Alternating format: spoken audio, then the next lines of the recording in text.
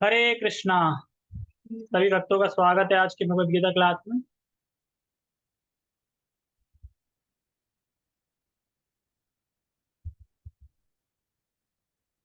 ओम अज्ञानतिमिरान्धस्य ज्ञानञ्जनाशलाकया चक्षुरुन्मिलितं येन तस्मै श्रीगुरुवे नमः।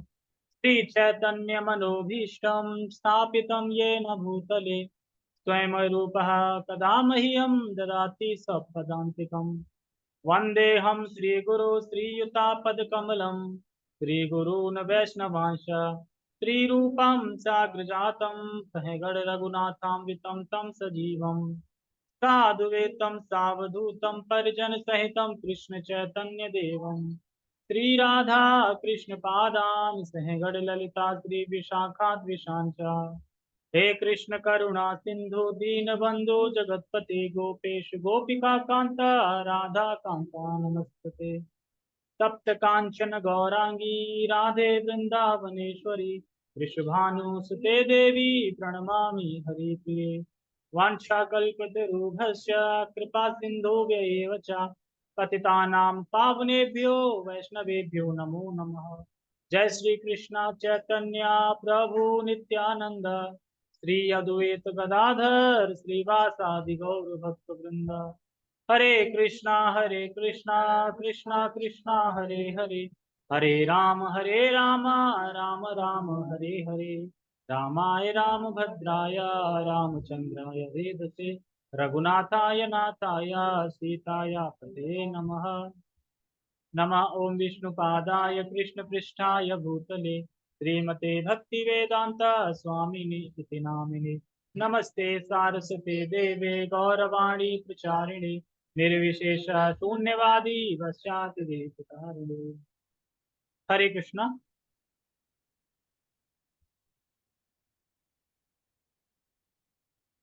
तो सभी का बहुत बहुत स्वागत है आज की भगवद गीता क्लास में। और आज का श्लोक सबसे ज्यादा महत्वपूर्ण है। क्यों महत्वपूर्ण है? फेस टू फेस कौन बैठा है? तुम बैठे, तुमसे क्वेश्चन करेंगे। तीसरा गुण बताएंगे। मैं अच्छा, वो तो बताएंगे, तीसरा क्वेश्चन का आंसर देंगे। पर मैं पूछ रहा हूँ महत्वपूर्ण क्यों है, वो तो पता है कि तीसरा क्वेश्चन। आज का श्लोक महत्वपूर्ण क्यों है? हाँ, क्योंकि बीमारी अभी तक बता दी। 25 श्लोक तक क्या बताइए, बीमारी बताइए ना। सतोगुण का ये प्रभाव है, रजोगुण का ये प्रभाव, रजोगुण ऐसे मानता है, सतोगुण ऐसे मानता है, तमोगुण ऐसे मानता है। ठीक है, बीमारी जो है, बीमारी का इलाज क्या है, निकले कैसे, कैसे ठीक हो इससे।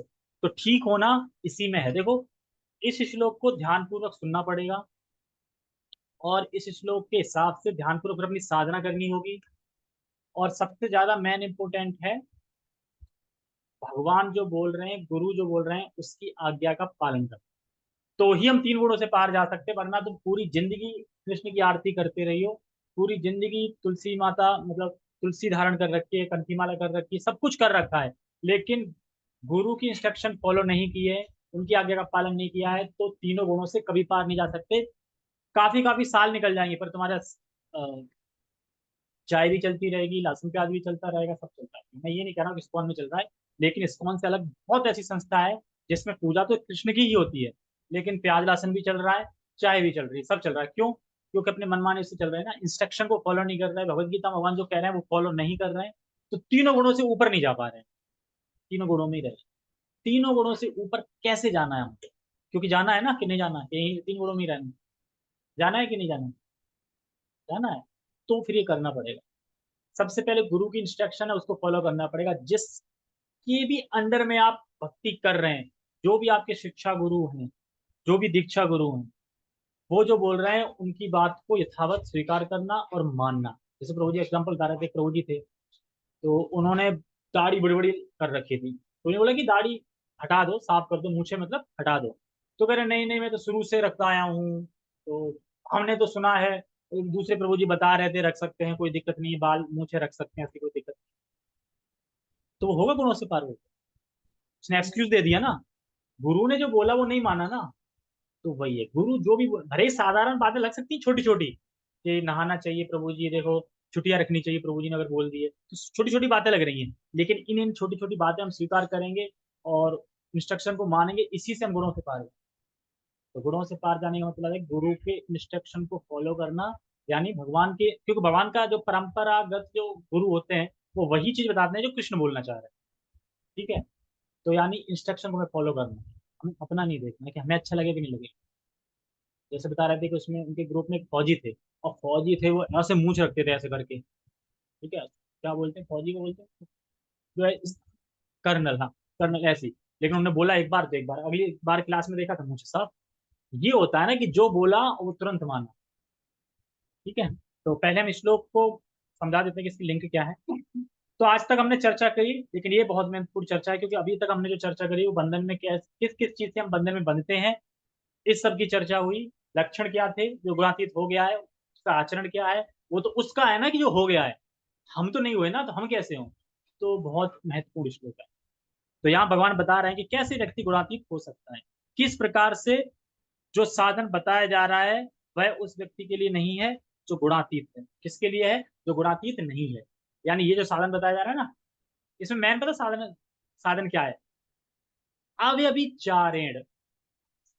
यानी अव्यभिचारेण का मतलब होता है बिना विचलित हुए। तो अव्यभिचारिणी जो शब्द है यही महत्वपूर्ण है, यही साधना है, यही अपने फॉलो करना है। अव्यभिचारिणी मतलब कि अभी मैं समझाऊंगा आगे, ठीक है। तो पहले श्लोक का उच्चारण करते हैं। माम चायो अव्यभिचारेण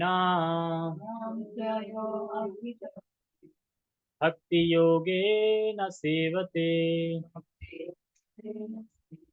सगुणान् समतीते तान् ब्रह्म भूयाय कल्पते। माम चायो अव्यभिचारेण भक्ति योगे न सेवते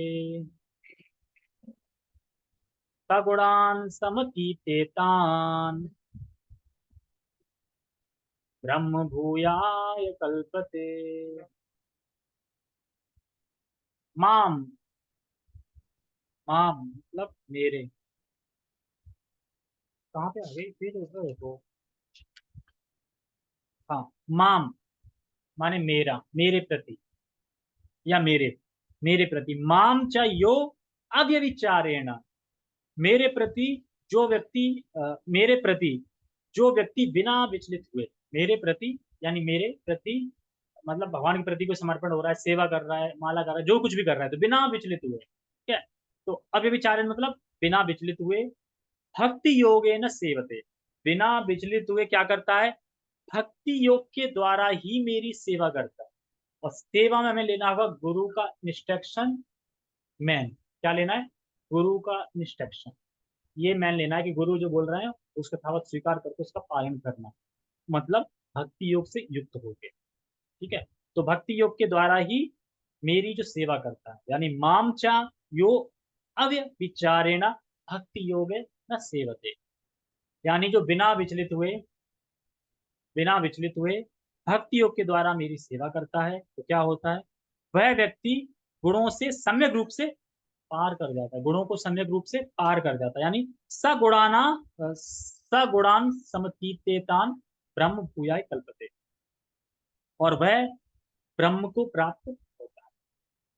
ब्रह्म को मतलब जो 8 गुण बताए थे ना, आत्मा के 8 गुण है ब्रह्म शब्द के,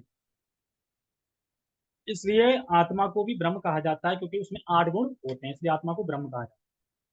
तो समझो, जो इस प्रकार से भगवान कृष्ण की अभिविचारेण भक्ति करता है, यानी बिना विचलित हुए भक्ति करता है, और उनकी भक्ति योग युक्त होके भक्ति वाली सेवा करता है, यानी भक्ति योग से युक्त होके सेवा करता है, वह व्यक्ति गुणों के पार चला जाता है, गुणों को पार कर लेता है। तो गुणों को पार करके क्या करता है, तो कह रहे हैं वो ब्रह्म यानी आत्मा के अवस्था में आ जाता है। ठीक है, अपने आप को आत्मा अवस्था में ले आता है। आत्मा की अवस्था को कहा गया है यहाँ पे भाव की स्टेज। समझते हैं भाव की स्टेज क्या है, जहां पे तुम गुणों से छूट चुके हो।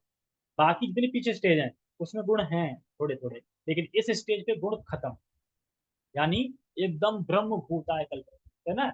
ब्रह्म कौन सा श्लोक है वो, तो ब्रह्म भूत प्रसन्नात्मा, है ना। मतलब अब ब्रह्मभूत की स्थिति में आता प्रसन्न रहता है। अभी मैं एक पैराग्राफ उससे बताऊंगा, एक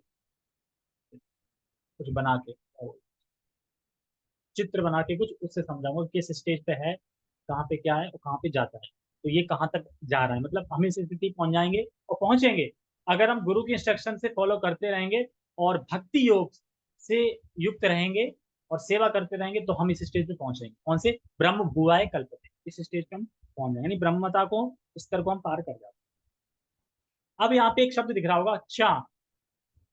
माम शब्द हो गया मेरे, यो अभिचारेण हो गया, भक्ति योगेन हो गया, सब हो गया, लेकिन चा का भी नहीं बताया, चा मतलब क्या है।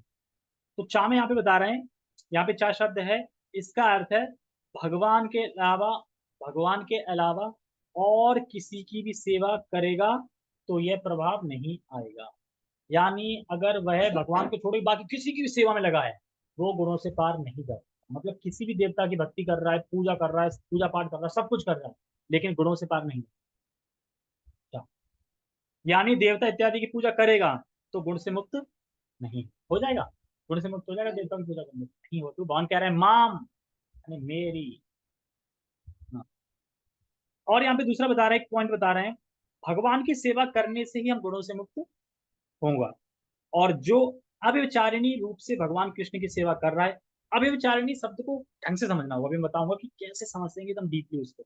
अव्यभिचारिणी ही ये विधि है जिसके जरिए हम गुणों को पार कर सकते हैं। अव्यभिचारिणी जो जो वर्ड है ना, इसी से। तो यही साधना के तौर पे ये बताया गया है कि अव्यभिचारिणी साधना हमें करनी है।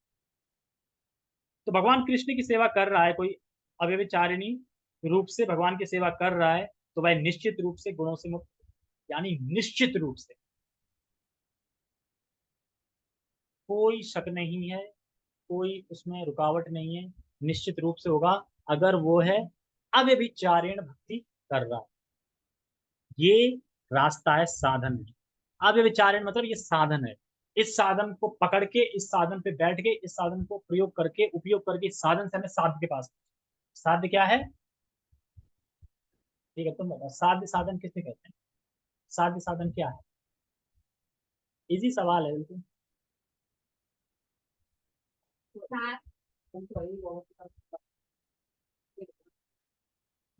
साधन क्या है? तो वही तो साधन भक्ति कर रहे हैं, उन्हीं साधन भक्ति ही है।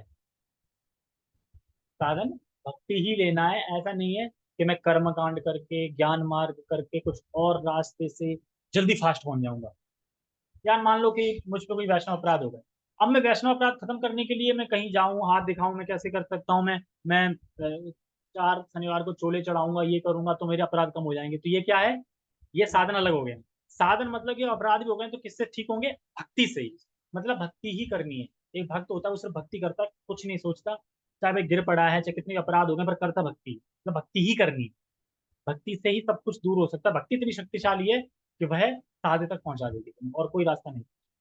इसीलिए यहाँ पे कह रहे हैं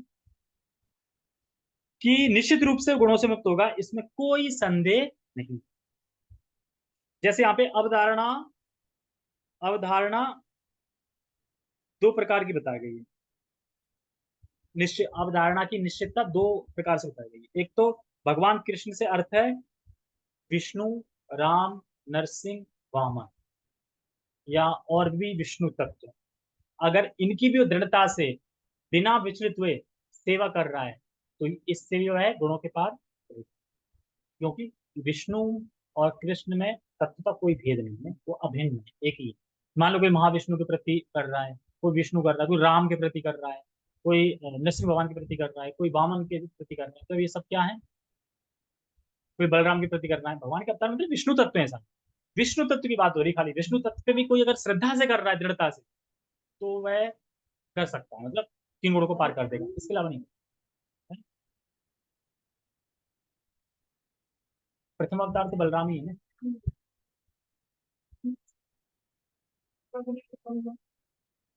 विस्तार जब कृष्ण से तब शुरू से सारे अवतार तो बलराम वैसे भगवान ही है, लेकिन मेरे हिसाब से तो विष्णु तत्व में आएंगे ना, फिर कृष्ण है ना, बाकी सब तो विष्णु तत्व में ही है। विष्णु तत्व का मतलब समझे नहीं, विष्णु तत्व का मतलब विष्णु समझ रही हो। विष्णु तत्व का मतलब है कि अब मैं बोलूँ नरसिंह भगवान, ये विष्णु तत्व है, तो विष्णु से हमें बोल वामन, ये भी विष्णु तत्व है, प्रद्युमन ये विष्णु, अनिरुद्ध विष्णु तत्व है, राम विष्णु तत्व है, ये सब विष्णु। भगवान से आगे जो विस्तार हो गया ना वो सब विष्णु तत्व है, वहां तक उसके रिस्वांस जो उनके अवतार, हाँ। तो वो विष्णु तत्व में ही काउंट हो रहे हैं।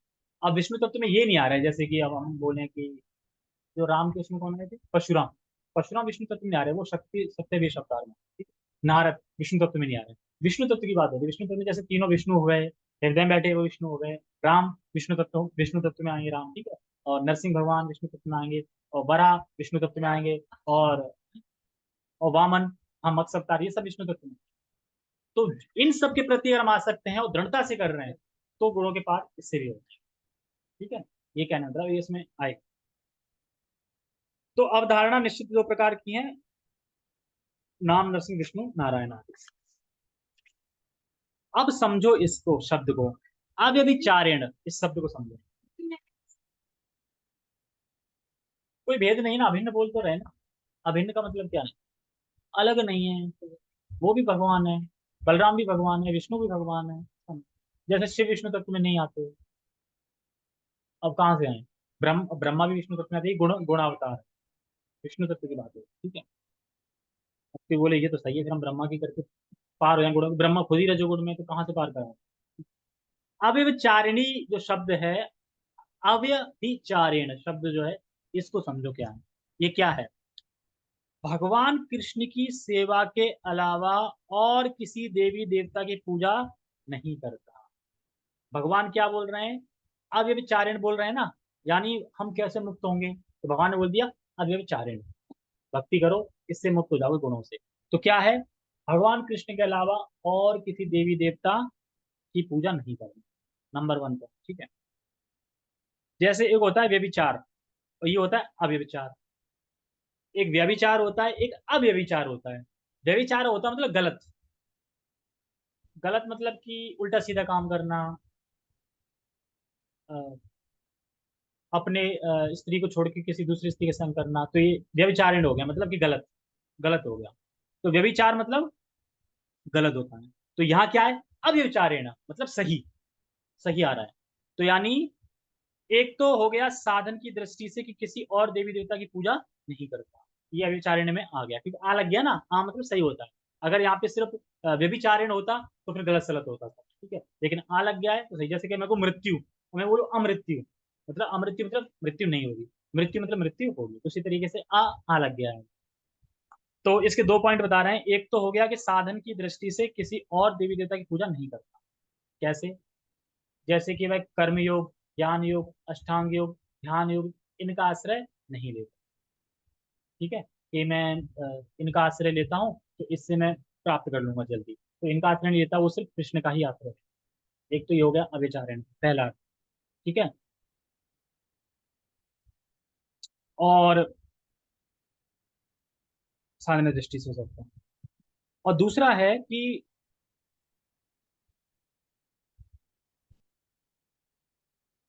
और दूसरा इसमें बता रहा है, तो जो व्यभिचार है वह साधन की दृष्टि से भी हो सकता है, कि एक भक्ति को छोड़ के किसी और साधन का प्रयोग करना, तो भक्ति ही कर रहा है, इसके अलावा और कुछ नहीं कर रहा है, ये साधन है। कहने का तात्पर्य ये है कि जो साधन है वो साध्य है, साध्य साधन की बात हो रही है, तो यहाँ पे अभी साधन को समझा रहे हैं, साधन को ऐसे समझा रहे हैं कि वह भक्ति के अलावा और कोई साधन नहीं लेता, अव्यभिचारेण, ठीक है।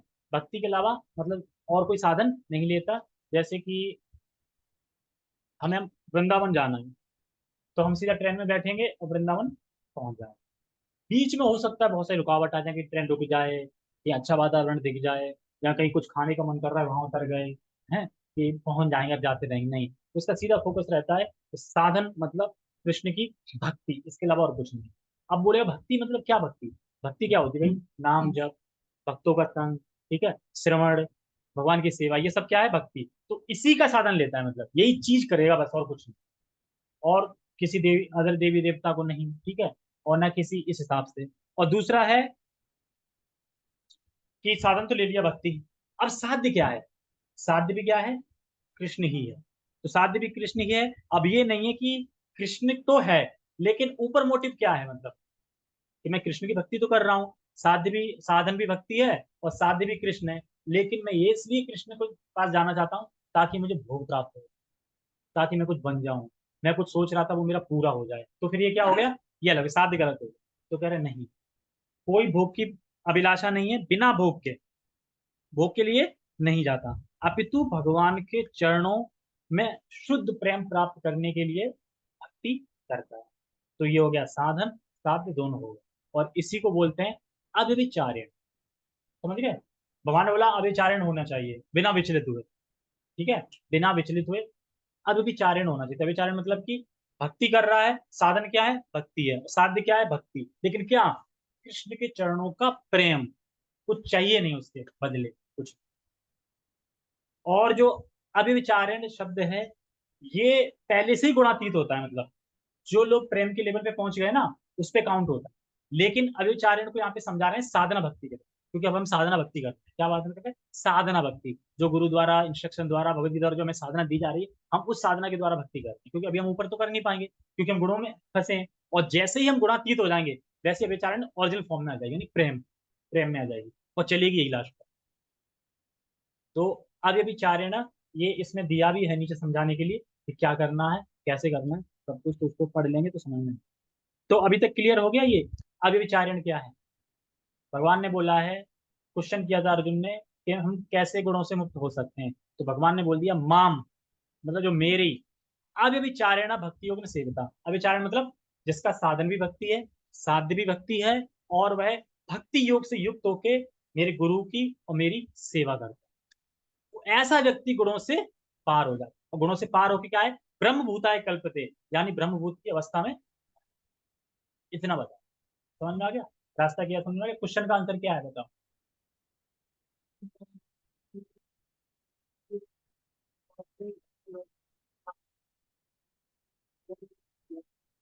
साधन क्या है और साध्य क्या है, भक्ति तो है, भक्ति में क्या, कृष्ण प्रेम चाहिए, बदले में कुछ नहीं चाहिए, तो ये तो हो गया साध्य। साधन क्या लेगा, भक्ति में क्या चीज आ रही है, मतलब हाँ नाम जप हो गया। और दूसरी बात, ऐसा नहीं है कि अगर मुझसे कोई गलती हो गई या कुछ हो गया तो मैं किसी और की शरण में नहीं जाऊंगा कि मैं थोड़ी देरी देवता का कुछ कर लूं, तो मैं वो भक्ति ही करेगा बिना विचलित हुए। इसमें विचलित शब्द आएगा, अविचलित भाव से। अविचलित भाव को हमेशा ध्यान में रखना है। अविचलित मतलब विचलित होने की परिस्थिति आएगी, हो सकता है तुम्हें शादी वादी में जाना पड़े इमरजेंसी में और वहां छूट गई तुम्हारी, तो यानी विचलित होगा नहीं, अविचलित भाव से भक्ति करता रहता है, और उसका लक्ष्य होता है कृष्ण प्रेम, कृष्ण के चरणों का प्रेम, और इसके अलावा नथिंग, कुछ भी नहीं। तब वह गुणों से पार जा पाए। और इसमें क्या है, भक्ति योग के द्वारा युक्त होके, जो गुरु बता रहे हैं, कृष्ण बता रहे हैं, उसकी सेवा में युक्त हो। दो तीन बातें बता रहे हैं, तीन चीजें बता रहे हैं, तीन चार चीजें। एक तो मेरी ही करता है, क्या करता है, भक्ति करता है, किसी और की भक्ति नहीं करता है। और उसका साध्य क्या है, मैं ही हूँ, वो भी शुद्ध प्रेम है। और कैसे करता है, तो भक्ति योग से युक्त होकर मेरी सेवा करता है। ऐसे नहीं सेवा तो कर रहा, पर भक्ति योग से नहीं कर रहा है, ऐसे ही कर रहा है कि मुझे कुछ मिल जाए तो। और गुरु गुरु के इंस्ट्रक्शन में, तो ऐसा व्यक्ति गुरु के पास, तो बहुत, भले ही इसमें श्लोक में 2 दिन लग जाए, पर इसको समझना चाहिए क्योंकि श्लोक बहुत महत्वपूर्ण है, क्योंकि इसी से हम गुणों के पार जा सकते हैं, इसी श्लोक से। यही श्लोक से दिख रहा है ना हम गुणों के पार कैसे जा सकते हैं, भगवान ने बता दिया है। अब जब भी हम कभी भक्ति कर रहे हैं तो सोचो कि हमें भक्ति कैसे करनी, भगवान ने क्या बताया। आज भी चारण भक्ति करते हैं, यानी साधन भी भक्ति होना चाहिए हमारा, साध्य भी भक्ति होना चाहिए हमारा, और भक्ति योग से युक्त होकर हमें सेवा, ये तीन चीजें हों, ठीक है। और भगवान ही, और बाकी भगवान के विष्णु तत्व हैं, वो भी, अगर कोई दृढ़ता, मान लो कोई राम के प्रति आ सकता है, राम में दृढ़ है तो दृढ़ता से करेगा, सारी चीजें ही लागू होंगी उस पर भी, दृढ़ता से करो तो वो भी बात, और किसी से, ठीक है। ठीक है, मैं कहाँ पे था, हाँ। तो प्राप्त कर रहा है और वह अपने आप गुणातीत हो जाता है, हाँ।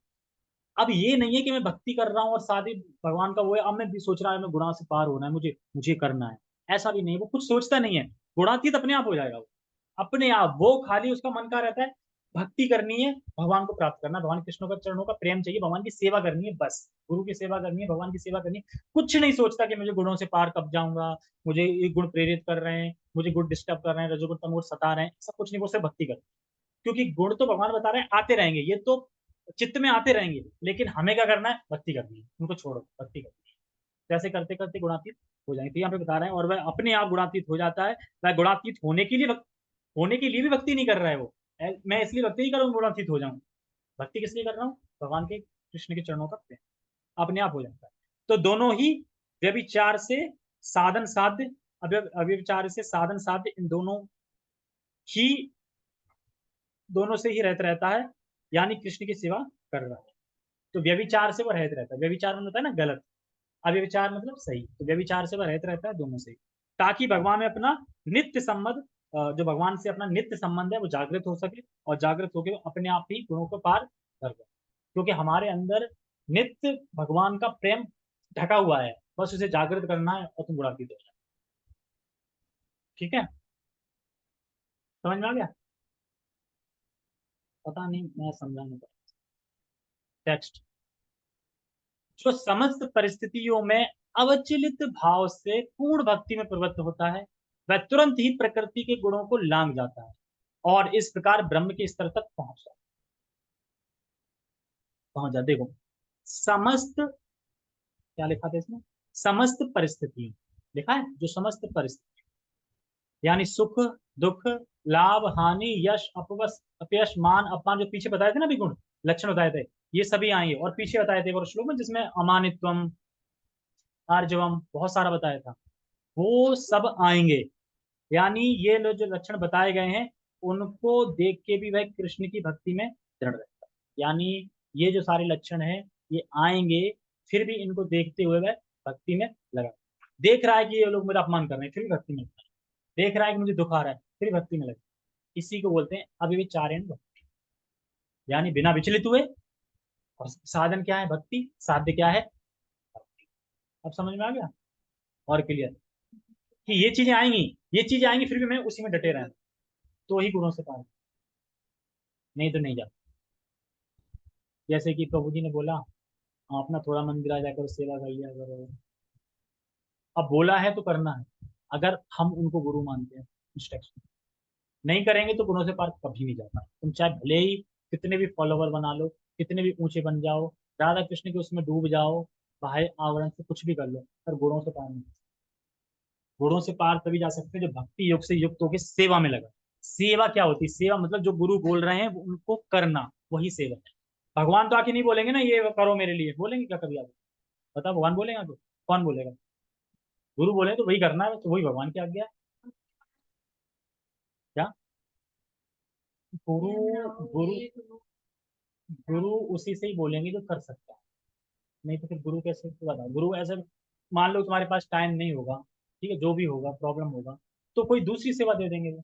अगर ऐसा रियल प्रॉब्लम है कि प्रभु जी मैं ये सेवा कर लेता, लेकिन ऐसे फलाना फलाना मुझे यहाँ से यहाँ जाना पड़ता, तो इसमें इतना टाइम लगता, आप दूसरी कोई सेवा दे दो, तो हो सकता है गुरु दे दें। लेकिन ये है ना कि मना कर दो सीधा, हाँ मना करने की बात करिए, हम फॉलोइंग मान ही नहीं रहे, तो कभी गुरु से कहा नहीं। जैसे मैंने बोला, बाल कटवा छुट्टियां रख दो कल से, अब छुट्टी ही नहीं आई, तो कहने लगे इंस्ट्रक्शन को फॉलो करो, ठीक है। मैं नहीं बोल रहा हूँ किसी से, मैं गुरु की बात कर रहा हूँ। ओके, कहाँ पे था? हम्म। तो अविचलित भाव, और इसमें एक आ रहा है अविचलित भाव, परिस्थिति तो समझ में आ गया ना, सुख दुख लाभ हानि सब। अविचलित, ये शब्द मैंने है, अविचलित मतलब यानी विचलित होने की बहुत सारे कारण उपस्थित होंगे, पर किसी भी परिस्थिति में भक्ति को नहीं त्यागना है। अगर ऐसा होता तो ये 16 माला से जीरो पे कैसे आ गई, अगर ये इसी श्लोक से था तो चलती तो, क्योंकि विचलित करने की परिस्थिति आई है इनके सामने, 16 से जीरो पे, यही तो बता रहे थे भाई। कभी कभार,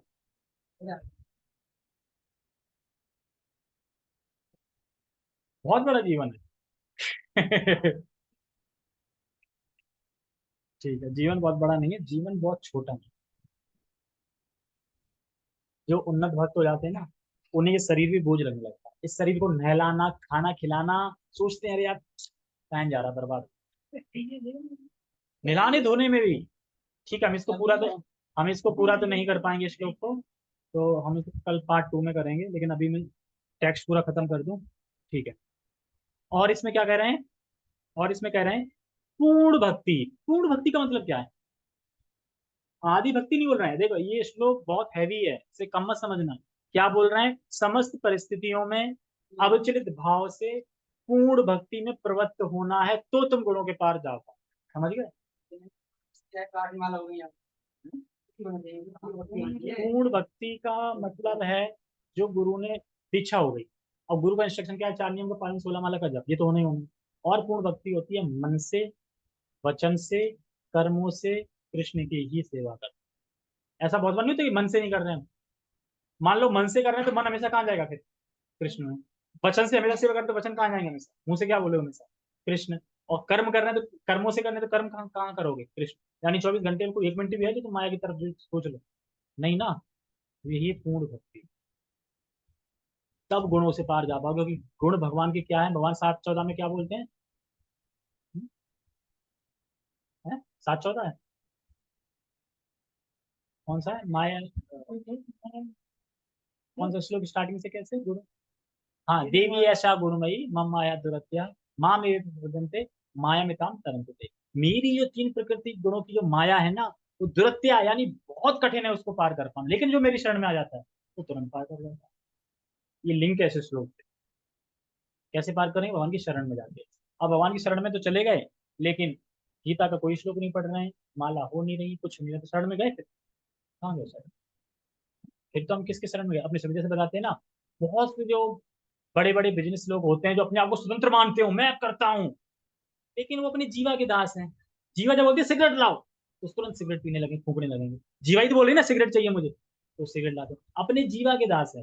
भले ही वो दुनिया में बोलते रहे मैं कंट्रोलर हूँ, सुप्रीम कंट्रोलर हूँ, मैं पूरा मालिक हूँ, ये हूँ। भाई तुम अपनी जीव के दास हो, तुम जीव के गुलाम हो। तुम क्यों? क्योंकि वो बोल रहा है तुम खा रहे हो, और मैं देखो मैं नहीं खा रहा हूँ।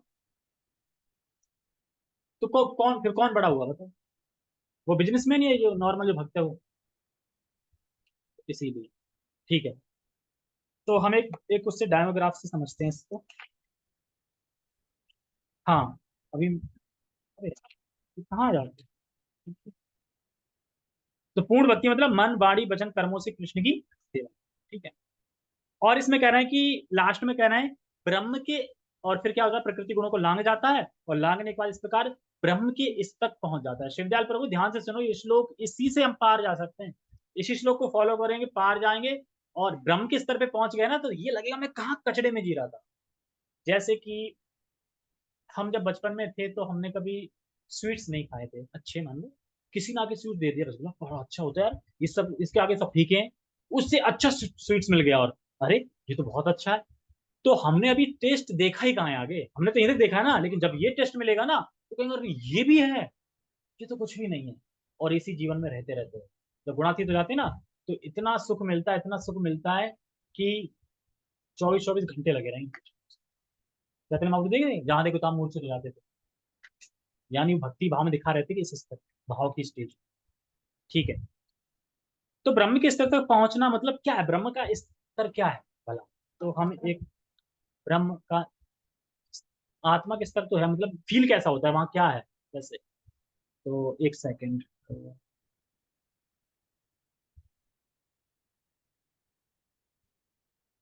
ये वो कहाँ है इसमें? है? वो क्या बोलते हैं इसमें? Black white board. White board भी तो होता है ना? हाँ।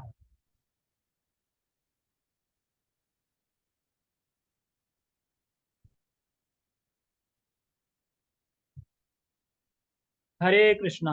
व्हाइट बोर्ड दिखाई दे रहा है सबको? दे रहा है दिखाई? है? क्या दिखाई दे रहा है? ठीक है।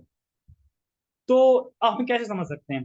देखो भक्ति में हम जब हम भक्ति के सफर में होते हैं, सफर समझते हैं ना, सफर मतलब सफर करते हैं सफर।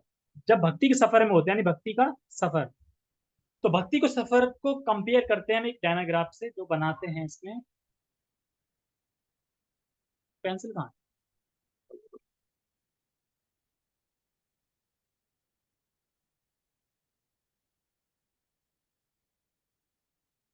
ये एक गोला है, ठीक है, ध्यान से समझो, इससे समझ में आएगा। इस गोले से हम गए नीचे, और इस गोले से गए इधर नीचे। ये कुशल प्रजापति यशोदा ही क्यों घूम रहे हैं यहाँ पे? ठीक है, तो अब ये देखो, अभी हम कहाँ हैं? ये जो है ना चढ़ाई, तो दिख रही है ना चढ़ाई? तो चढ़ाई अगर कोई मान लो पहाड़ी में चढ़ने में दिक्कत नहीं होगी, इसको बोलते हैं स्ट्रगल। स्ट्रगल मतलब परेशानी। कम चढ़ेंगे, कभी नीचे भी गिरेंगे, चढ़ेंगे कभी नीचे भी गिरेंगे। तो ये पूरी जो पट्टी है, ये रहती है गुणों के प्रभाव में, यानी तीनों गुण रहते हैं इसमें। खासकर रहता है रजोगुण तमोगुण, ये गुणों में रहता है, ठीक है, यानी सतोगुण रजोगुण तमोगुण, खासकर तमोगुण रजोगुण। तो रजोगुण तमोगुण क्या करता है? जो पहला स्टेज है, पहला स्टेज होता है फेथ। फेथ माने श्रद्धा। इसमें लिखना नहीं आ रहा। पहला स्टेज क्या है? श्रद्धा। श्रद्धा पे आ गए हम, श्रद्धा होगी, तो श्रद्धा के बाद दूसरा स्टेज क्या आएगा? बताओ। दूसरा स्टेज आएगा भक्तों का संग। अब मैं लिख नहीं रहा हूँ, क्योंकि लिखूंगा तो फिर टाइम खत्म हो जाएगा, मैं मुंह से बताऊँ, ठीक है? आ नहीं रहा। अब अब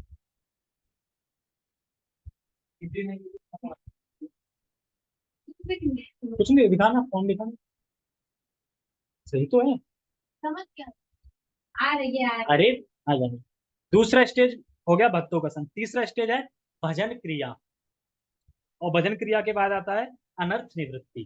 ठीक है, चार स्टेज हो गए, लेकिन चारों स्टेज में क्या होता है? इन चारों स्टेज में इंसान चढ़ता है, फिर फिसल जाता है, चढ़ता है फिर फिसल, चढ़ाई है ना, चढ़ता है फिर फिसल जाता है। क्यों? क्योंकि गुणों की वजह से।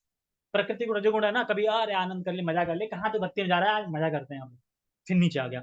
तो क्या है, वो फिसलता है, बार बार चढ़ता है फिसलता है, चढ़ता है फिसलता है। तो इस तरीके से वो गया फिर नीचे आया, गया फिर नीचे आया, इस तरीके से होता रहता है। लेकिन जैसे ही वो कर कर लेकर चढ़ के इन गुणों से अपने आप को बचा बुचू के, जैसे कर करू के, जैसे ही यहाँ पे पहुंच जाता है, ये जो देखा ना समतल, तो यहाँ की क्या रेस्ट हो जाती है। मान लो तुम पहाड़ी पे चढ़ गए, समतल आ गया, तो हाँ, तो ये अवस्था है सतोगुण की।